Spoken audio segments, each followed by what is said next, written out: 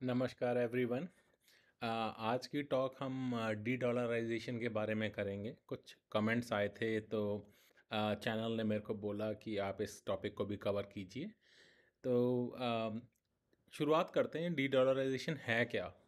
आप सब ने नोटिस करा होगा कि यूएस डॉलर जो है एक रिज़र्व करेंसी है, और अक्रॉस द वर्ल्ड जो है ज़्यादातर जितने भी देश हैं सब के सब डॉलर के ऊपर रिलाई करते हैं। और उसका रीज़न ये है कि यूएस सेकेंड वर्ल्ड वॉर के बाद, जो कि 1945 में ख़त्म हुआ था, 1945 में, और उसके बाद जो है बहुत बड़ी पावर इमर्ज हुआ था। साथ ही साथ यूएसएसआर उस ज़माने में दूसरी वर्ल्ड पावर इमर्ज हुआ था। लेकिन जैसा कि हम सब लोग जानते हैं, 1980 के दशक में यूएसएसआर डिसइंटीग्रेट हुआ, और अब जिसे हम रशिया बोलते हैं, करीब 18 कंट्रीज़ में डिवाइड हुआ था। और जो रशिया जो बचा था वो इतना पावरफुल रहा नहीं एक्चुअली। तो अब यूएस ही एक सुपर पावर रह गया पूरे वर्ल्ड में।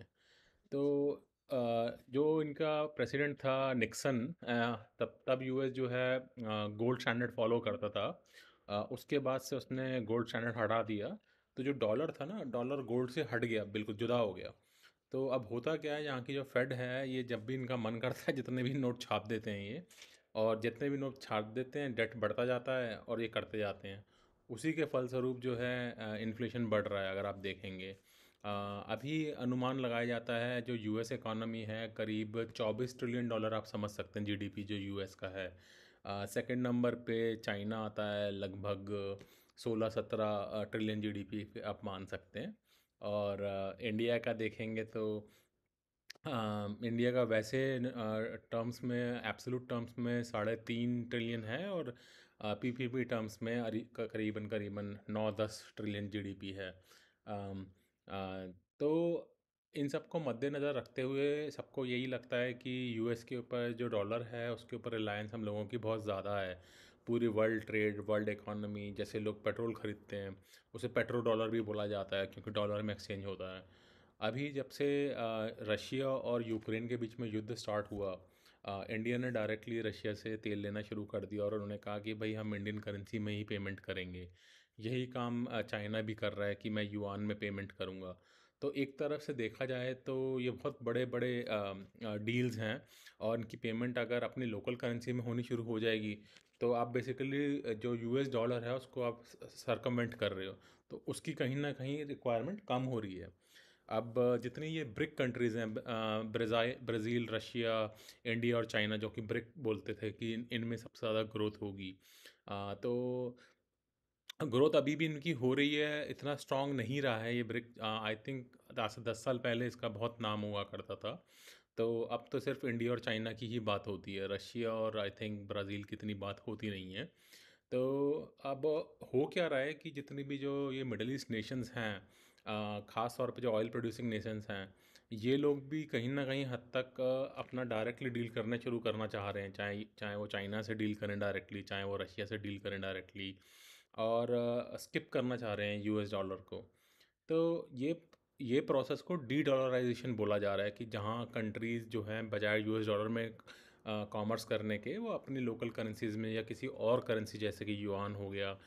जैसे अब इंडिया भी है, अपना यूपीआई स्टैक जो कि पेमेंट की है, काफ़ी देशों में एक्सपैंड कर रही है उसको। और भारत का रुपया भी बहुत जगह अब चलना शुरू हो गया है, basically with in the Asian countries वो एक्सपैंड कर रहे हैं अपना, जो कि एक अच्छी चीज़ है। इससे देखिए यूएस पे क्या इम्पैक्ट है। यूएस का समझ सकते हैं कि हाथी है यूएस, है ना। हाथी का मतलब क्या होता है कि हाथी अगर बीमार भी पड़ता है ना, तो उसका वज़न एकदम से कम नहीं हो जाता, धीरे धीरे धीरे करके लटता है हाथी। तो यूएस के संग ये है, अगर आप देखा जाए तो यूएस ना पिछले 20 साल से जो लटी रहा है लगातार। अगर इनोवेशन की बात कर लो, इंफ्रास्ट्रक्चर डेवलपमेंट की बात कर लो, तो मुझे नहीं लगता पिछले 20 साल में यूएस में कोई भी ऐसी खास इनोवेशन हुई है जो कि पाथ ब्रेकिंग आप कह सकते हो, और बिल्कुल चेंज हो रही हो। हाँ, छोटी मोटी इंक्रीमेंटल इनोवेशंस होती रहती हैं।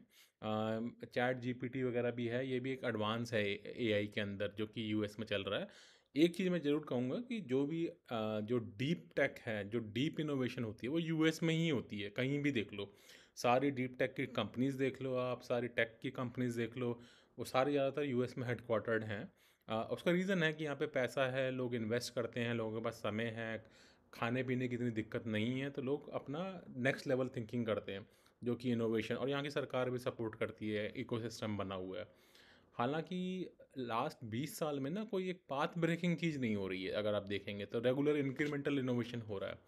और कहीं न कहीं एशियन कंट्रीज़ हैं, जैसे कि आप चाइना को देख लीजिए या इवन इंडिया को भी देखते हैं अगर हम, तो इन जगहों पे ना जो एक एप्लीकेशन लेवल पे, जो एक मूलभूत सुविधाओं के लेवल पे जो इनोवेशन हो रहा है, वो नेक्स्ट लेवल का हो रहा है। जैसे पेटीएम हो गया इंडिया के अंदर, या फ़ोनपे है, या और भी हैं, अमेज़न पे शायद है, गूगल पे है, जिससे आप पेमेंट कर देते हो लोकल, आपका कोई भी तंबाकू वाला, पान बीड़ी वाला, रिक्शे वाला सब एक्सेप्ट कर लेते हैं। सब्जी वाले भी, मैं गया था पीछे इंडिया, इवन मैं नोएडा में था, नोएडा के पास जो इंदिरापुरम है, दिल्ली एनसीआर रीजन के अंदर गाज़ियाबाद में पड़ता है, उसमें हम लोग सब्ज़ी खरीदने जाते थे। अभी मैं थैंक्स गिविंग की बात कर रहा हूँ, नवंबर, दिसंबर, जनवरी के आसपास जब मैं था वहाँ पर, तो सब लोग बहुत आराम से एक्सेप्ट कर रहे थे डिजिटल पेमेंट्स, राइट।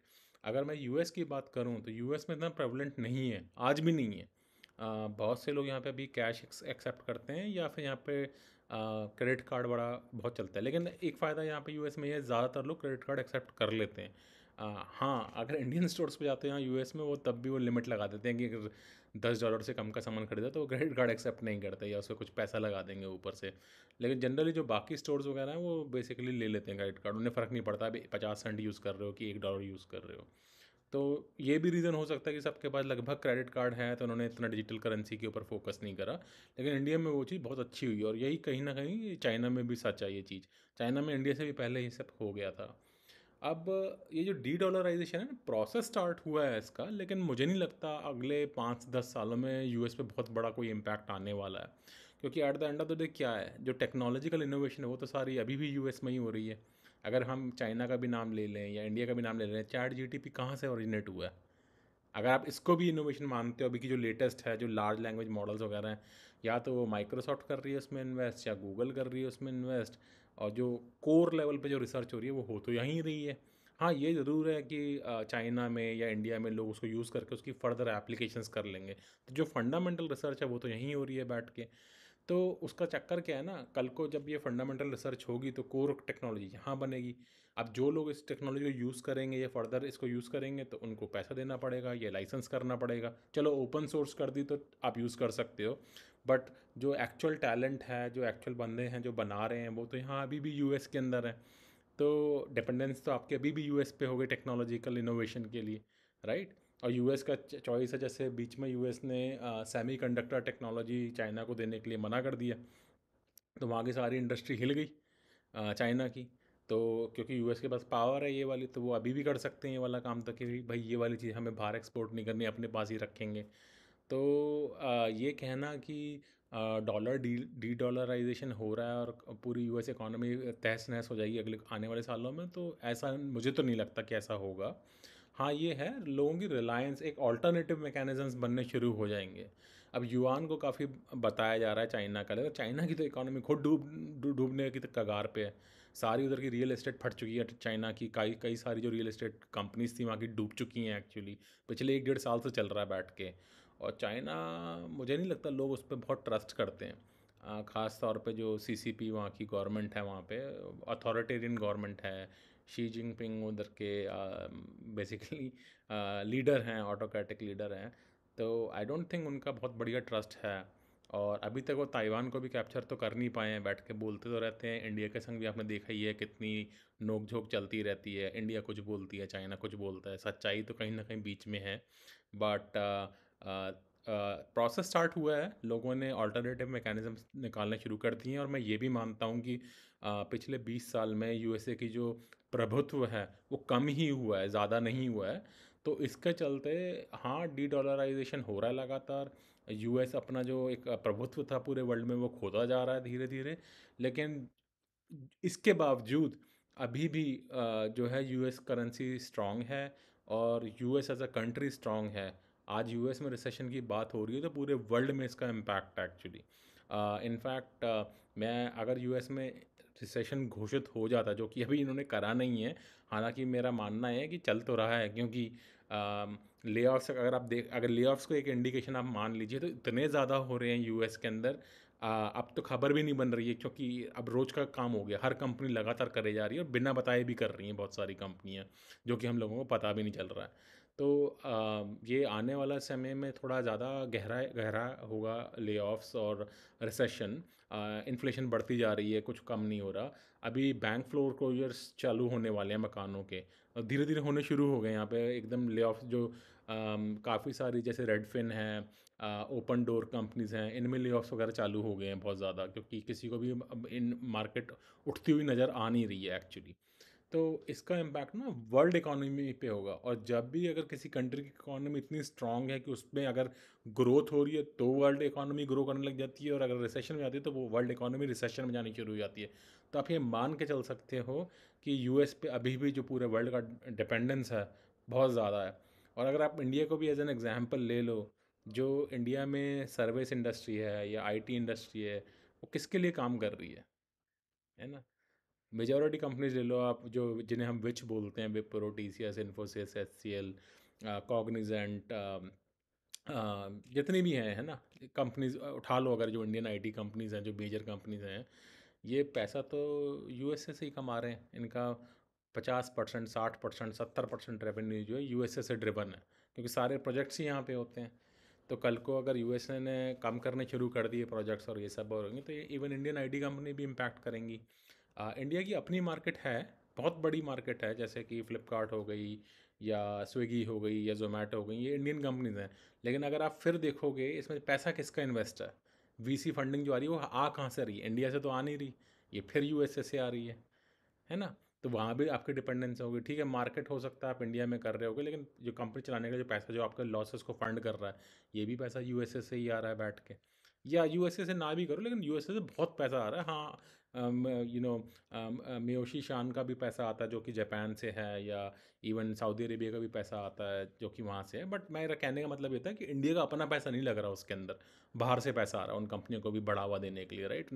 स्विगी वगैरह नेस्पर्स की कंपनी है, फ्लिपकार्ट वगैरह के अंदर चलो वॉलमार्ट की हुई, अब तो वो कंपनी इंडिपेंडेंट नहीं रही है, लेकिन ज़ोमैटो ले लो या और भी कोई, ओला ले लो, कोई भी ले लो, इनमें किसी में भी इंडिया का पैसा नहीं है, सब बाहर का पैसा लगा हुआ है। पेटीएम वगैरह ले लो, आप कोई भी कंपनी ले लो इंडिया की, राइट? तो डिपेंडेंस या तो आपकी मार्केट यूएस है या आपकी इन्वेस्टमेंट यूएस से है। तो at the end of the day one way और द अदर आप डिपेंडेंट तो यूएस के ऊपर ही हो। और इंडिया की भी जो मार्केट है ना, ग्रो कर रही है, लेकिन अभी भी जो जो सारी कंपनियां हैं जिसको टैकल करती हैं एक्चुअली इंडिया में, जो कस्टमर बेस है ना, 100 मिलियन से ऊपर का नहीं है किसी का भी। अगर आप देखोगे जो आदमी इंडिया के अंदर 40-50 हज़ार रुपये महीने से ऊपर कमा रहा है, वो 100 मिलियन से अभी भी ज़्यादा नहीं है इंडिया के अंदर। और इसी को सब टारगेट कर रहे हैं, क्योंकि अगर इंडिया में जो 40-50 हज़ार रुपये भी नहीं कमा पा रहा मंथली, राइट, वो खर्चा ही नहीं कर सकता, क्योंकि अब इतना इंडिया में भी इन्फ्लेशन बन चुका है। हाँ, मतलब अगर आप बिल्कुल ही लोअर मिडिल क्लास और बिल्कुल ही मतलब जैसे कहते हैं ना सर्वाइवल बेसिस पे जी रहे हैं आप, झुग्गी में आपका घर है, दिल्ली में अगर आप रह रहे हो तो फ्री पानी और फ्री बिजली मिल रही है, फ्री बसों में ट्रैवल कर रहे हो अगर आप बैठ के, तो 20-25 हज़ार रुपये में आपको गुजारा चल जाएगा, जहाँ आपके सारे परिवार वाले लाइक मम्मी पापा, बहन बेटा सब कमा रहे हैं 20-20 हज़ार रुपये, तो उनके लिए तो बढ़िया है। लेकिन आप सोचो कि 20-25 हज़ार रुपये में हस्बैंड वाइफ और एक बच्चा गुजारा कर लेंगे तो वो बहुत टफ हो जाएगा। उसके लिए कम से कम 40-50 हज़ार रुपये आज के ज़माने में, ख़ास तौर पे अगर आप मेट्रो में रह रहे हैं तो चाहिए। तो ऐसे लोग इंडिया के अंदर मुझे नहीं लगता 100 मिलियन से ज़्यादा हैं इस वक्त अभी भी, राइट? और ये जितने भी स्टार्टअप्स हैं सारे इन्हीं लोगों को टाँपने की कोशिश कर रही हैं। आइडली वो उन लोगों को चाहती हैं जो बेसिकली लाख रुपए से ऊपर कमाएं। अगर मैं लाख रुपया बोल दूं इंडिया के अंदर मंथली कमाने वाले लोग, तो वो तो मुझे लग रहा है 10 मिलियन भी हो तो बहुत बड़ी बात होगी एक्चुअली। ठीक है ना?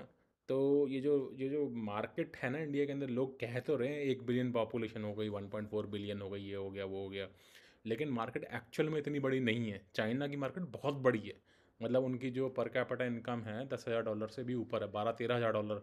इंडिया की वो अभी भी 3-4 हज़ार डॉलर, 3 हज़ार डॉलर है बेसिकली, तो बहुत कम है। तो इसलिए ना खाली इंडियन पॉपुलेशन से और इंडियन मार्केट से कंपनियां सारी ग्रो कर जाएंगी, ये बहुत मुश्किल है। और एक भी इंडियन स्टार्टअप अगर आप देखें जो भी, चाहे ई कॉमर्स में या फिनटेक वगैरह में, कोई भी प्रॉफिटेबल नहीं है इंडिया के अंदर, एक भी कंपनी, है ना? तो सस्टेनेबल बिज़नेस बना पाना एटलीस्ट अभी तो दिख नहीं रहा कि कौन-सी कंपनी बनाएगी या अभी 5-10 साल और लगेंगे कुछ आगे बढ़ने में। तो हमारा रिलायंस ना यूएस के ऊपर या फॉरेन कस्टमर्स के ऊपर बहुत ज़्यादा रहेगा इंडिया का। इसलिए मुझे लगता है कि यूएस की डिपेंडेंसी हाल-फिलहाल तो ख़त्म होगी नहीं। हाँ, चाइना काफ़ी ऊपर आ रहा है, लाइक कोविड से पहले तक तो बहुत था, लेकिन अब मुझे थोड़ा डाउट होता है चाइना के ऊपर कि इतनी जल्दी वो कुछ कर पाएगा। क्योंकि क्वेश्चन उसकी इकोनॉमी पे भी उठ रहे हैं बैठ के कि जो जो जीडीपी वो दिखाता है चाइना, वो रियल भी है कि नहीं। और दूसरा क्या है, काफ़ी सारी उसकी अपनी इंडस्ट्री ठप बैठ रही है बैठ के। और इसका भी इम्पैक्ट देखना पड़ेगा जब से यूएस ने सेमीकंडक्टर टेक्नोलॉजी वगैरह बैन लगा दिया चाइना के ऊपर कि जाने से। तो अब उनका कितना इनोवेशन हो पाता है उस एरिया में, तो वो भी देखना पड़ेगा। तो आज के लिए इतना ही। होपफुली आपको थोड़ा मज़ा आया होगा, शायद समझ में आया होगा कि डी डॉलराइजेशन क्या है। तो अगर मैं इसको समराइज़ करूँ बात को, तो येस, डी डॉलराइजेशन चालू हुआ है। There will be alternate currencies जिसमें काम होना शुरू हो जाएगा। जैसे मैंने एग्जांपल्स दिए कि आजकल ऑयल रशिया से ख़रीदा जा रहा है, इंडिया ख़रीद रही है, रुपए में ख़रीद रहे हैं। युआन जो है चाइना का, उसमें भी काफ़ी ट्रांजैक्शंस होने लग गई हैं। जैसे काफ़ी सारी अफ्रीकन कंट्रीज़ हैं, उनको चाइना लोन भी देता है। और पाकिस्तान को भी दिया हुआ है। पाकिस्तान का तो आपने हालत देख ही ली है क्या हो रही है बैठ के। तो उस वो क्या है, डॉलर को स्किप कर रहे हैं, सीधा अपनी लोकल करेंसीज़ में इंटरैक्ट कर रहे हैं। सेम वे मिडल ईस्ट वगैरह भी है, जो पेट्रो डॉलर होता था तो पेट्रो युआन बोलना शुरू कर दिया उन्होंने कि चाइना से डायरेक्टली डील कर रहे हैं, उनको तेल बेच रहे हैं, ये सब कर रहे हैं। तो ये छोटी-छोटी चीज़ें चल रही हैं, लेकिन मैं आपको एक चीज़ और बताना चाहता हूँ। यूएस के पास इतना ज़्यादा ऑयल और गैस है कि उसे किसी की भी रिलायंस की ज़रूरत नहीं है। वो तो क्या है, यहाँ पे मिस्टर बिदेन हैं, उन्होंने जो एनवायरमेंटल कंसिडरेशंस के चक्कर में शेल ऑयल को निकालने के लिए मना कर रखा है यूएस के अंदर। इस चक्कर में वो नहीं कर रहे हैं। तो टेक्सास के अंदर इतना ज़्यादा ऑयल और गैस है कि पूरे यूएस की खपत बहुत आराम से कर सकता है और उल्टा इससे ज़्यादा बेच भी सकता है बाहर, एक्सपोर्ट भी कर सकता है। तो अगर वैसी ज़रूरत पड़ी तो यूएस वो भी कर सकता है। तो ऐसा नहीं है कि अगर मिडल ईस्ट या रशिया या अर्जेंटीना या और कंट्रीज़ अगर ऑयल नहीं बेचेंगे तो यूएस ठप हो जाएगा, पूरा बंद हो जाएगा, वैसा नहीं है। तो यूएस के पास ना ये बेनिफिट है एक्चुअली। एक तो ये है कि वेस्टर्न हेमिस्फेयर में कोई अदर कंट्रीज़ जो इसके अगेंस्ट हैं वो इसके पास नहीं है। चाहे यूरोप देख लो या एशिया देख लो, सब बहुत दूर हैं इससे, पहली बात। तो दूसरा, यूएस का लैंड इतना ज़्यादा है, अगर मैं कनाडा को भी जोड़ दूँ, इतनी ज़्यादा नेचुरल रिसोर्सेज हैं, इतना ज़्यादा लैंड है, इतनी सारी चीज़ें हैं, यहाँ पे खाना उगता है, यहाँ पे हर तरीके 5-6 तरीके के सीजन्स होते हैं। जनसंख्या मतलब 350 मिलियन है यूएसए की, राइट? 35 करोड़ मान के चल लो। इंडिया के 1/4 भी नहीं है इंडिया की, राइट? कनाडा की और 3.5 करोड़ के करीब है जनसंख्या, तो 1/10 है यूएस की। लेकिन अगर कनाडा और यूएसए का लैंड जोड़ दिया जाए तो भाई बहुत ही ज़्यादा है, रिसोर्सेज बहुत ज़्यादा है, नेचुरल रिसोर्सेज बहुत ज़्यादा हैं, मिनरल्स, ऑयल, गैस, ये सब चीज़ें बहुत ज़्यादा हैं। तो उस हिसाब से लगता नहीं है कि इतनी जल्दी जो है यूएस का अंदर डूबेगा बैठ के। तो इसकी अच्छाई भी है, बुराई भी है। बुराई यही है कि यूएसए ना अपनी पास्ट इनोवेशंस और पास्ट जो इन्होंने तरक्की करी थी आज से 100 साल पहले, 15 मतलब 120 साल पहले, उसके ऊपर ज़्यादा रिलाई कर रहा है बजाय नए इंफ्रास्ट्रक्चर और नए डेवलपमेंट्स आगे करें। तो वो यूएसए की कमी है। तो मेरा यही मानना है कि डी डॉलराइजेशन चालू हुआ है, लेकिन इसका जो एक मूलभूत जो प्रभाव है, वो अगले 10 से 20 साल से पहले हमें दिखना शुरू नहीं होगा। तो ये मेरा मानना है। बाकी तो देखिए समय बताएगा। मेरा तो ये मानना है, तो ज़रूरी नहीं है जो मैं बोल रहा हूँ सच ही होने वाला है या होगा। तो ऐसा मेरा अनुमान है, बाकी हम देखते हैं। आप भी यहीं हैं, मैं भी यहीं हूँ। अगले 10-20 साल में क्या होता है, जल्दी हो जाएगा तो भाई मैं भी कुछ चीज़ सीख लूँगा। हो सकता है मेरी अनुमान गलत रहा हो। आज के लिए इतना ही। धन्यवाद। आपसे फिर मुलाकात होगी। आप ज़रूर कमेंट करके बताइए आप किसके बारे में सुनना चाहेंगे, आपको अच्छा लगा सुन के ये। अगर आपके कुछ इससे विचार फ़र्क हैं तो प्लीज़ आप रिप्लाई करिए, कोशिश करेंगे कि हम उसको रिस्पॉन्ड करें। होपफुली आपका वीकेंड अच्छा जा रहा है, आपका जीवन सुखमय हो। आज अक्षय तृतीया भी है, तो मैं आपको उसकी शुभकामनाएं देता हूँ अक्षय तृतीया की। अपने परिवार के साथ अपना समय समय बिताइए, हाल चाल पूछिए। परिवार ही सब कुछ है ज़िंदगी के अंदर। काम वाम ये सब तो होता रहता है ना? जॉब लगती रहती है, छूटती रहती है, बिज़नेस ऊपर जाता है, नीचे जाता है। लेकिन जो मूल मंत्र है ना, जो हमारा जो परिवार है, जो हमारी सेहत है, हमारी हेल्थ है, वो आपके साथ हमेशा रहने वाली है। तो मैं हमेशा सबसे यही बोलता हूँ और ख़ुद भी कोशिश करता हूँ अपने जीवन में कि सुखी रहें, अपने आप को खुश रखें। जैसा भी सर्कमस्टेंसेस हैं वो पार हो जाएंगे, अगर आपके परिवार, आपके लव्ड वंस जो हैं आपके साथ हैं। हर मुश्किल आपकी आसान हो जाएगी।